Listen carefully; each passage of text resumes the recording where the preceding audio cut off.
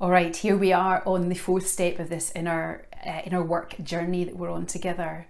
And if you remember, the whole point of this is to say that we don't have to put in as much effort as we do with other forms of work when we're turning our attention inward. So this is about making life easier and simpler for ourselves. And this part is, for me, is the best part of the journey. So this is where we realize by doing inner work, we have way more choice than we think we have. So we start to see possibilities that we can experience, of how we can experience our moment by moment journey through life differently and better. So in the last video, I was talking about turning our attention towards the inner landscape, peeling back that curtain, seeing what's really going on, and asking the question, how am I in this moment? Get beyond the fake news and get to what's actually going on. Now, what we can notice when we're doing that is the mind starts to put its spin on it. The mind starts to create a story around why I'm feeling the way I'm feeling. And the inner work is about noticing that that's what's going on and letting go of the story, because that's the fake news, and really tuning into what's actually going on. When we do that, it's like we open up a new channel of communication within ourselves. We tap into a lighter, more creative, more powerful part of ourselves that says, I get to choose whatever experience I want to have right now.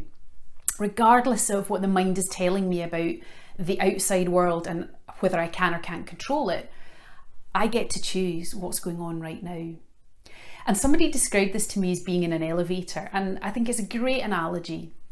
So when you go into an elevator, you can go up or down depending on your starting point. But let's say you're somewhere in the midpoint of this building, so you can choose up or down. Why would you want to go to the basement? Okay, that's the dark, dingy place where people park their cars or store archived materials that they're never going to look at. Why wouldn't you want to go up to the penthouse, to the glass house where you can see, all those windows you can see for miles around? When you go in the elevator, you get to choose the floor. And so when we do the inner work, we start to see beyond what the mind tells us is possible. We get to see that something else is possible. So no matter what I'm experiencing in this moment, I've checked in and, okay, not feeling so great in this moment. I can go into the elevator and I can choose, okay, I want optimism, I want creativity, I just want a little bit more ease than I've got right now. I just want to feel one little bit better than I do right now. We just choose one floor up from where we are now. When we're kind of stuck in the old way of thinking about work, and it's like it's got to be effortful, there's got to be more to it, how can it be that simple? We get stuck and we maybe don't do anything to choose a different experience.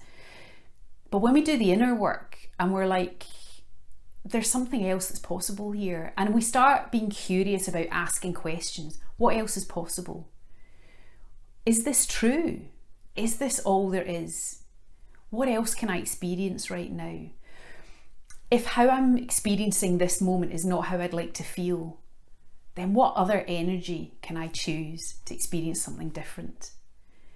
So in this part of the inner work journey, we've paused, we've given ourselves some space to peel back the curtain, open the bonnet, whichever analogy works for you.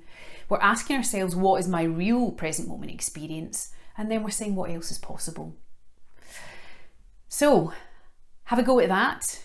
Come back for the next part, the next installment in our inner work journey. And yeah, we'll see where we get to at that point.